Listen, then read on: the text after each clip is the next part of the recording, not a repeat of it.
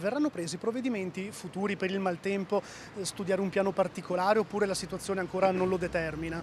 Per Friuli soprattutto immagino, ma anche in generale per la regione. Ma noi già oggi abbiamo dei piani specifici contro il dissesto idrogeologico, che sono quelli ovviamente i problemi maggiori che si creano. È chiaro che le risorse messe a disposizione in questi anni sono moltissime, ma dobbiamo continuare perché abbiamo un territorio fragile che dobbiamo continuare a monitorare e a mettere in sicurezza.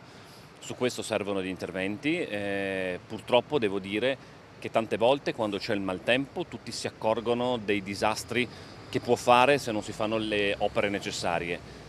Al di fuori di quei momenti invece, quando quelle opere si ipotizzano, ci sono comitati e soprattutto forze politiche che strumentalizzano gli interventi, quindi non è che uno può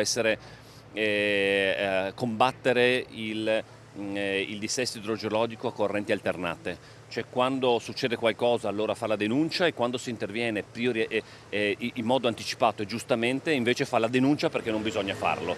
Così non può funzionare. Tutti devono avere un senso di responsabilità e non inseguire il consenso dato dall'ultimo comitato che protesta.